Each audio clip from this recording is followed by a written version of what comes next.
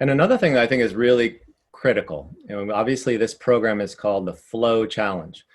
And for me personally, before I had a lot of knowledge around flow as a concept, my visual around flow was some outdoor adventure Red Bull athlete kind of hucking themselves off a mountain doing a 720, or some boardroom exec, closing some $1 million deal, some tip of the spear, Fortune 5, 100 type of person. And nothing could be further from the truth. In fact, the flow, the most, the place where flow shows up the most is in conversation.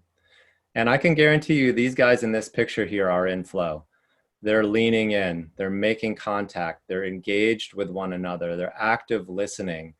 And that to me, and to, I think Scott would agree with me, what we're trying to do this month is to create the optimal state of human consciousness so that you can live your life more in that type of state.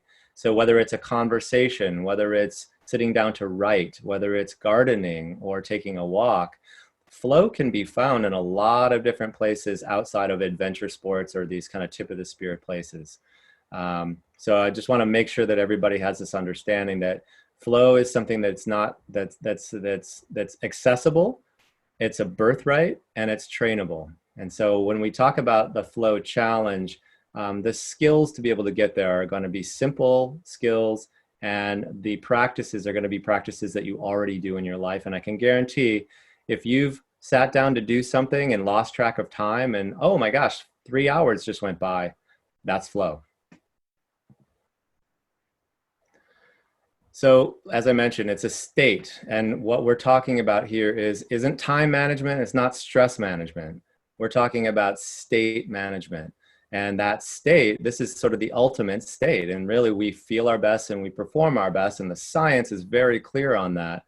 And it has a cycle. And I'm going to turn it over to Scott so he can tell us a little bit about the area of flow that we are really going to hone in on while we're here during this 30 days.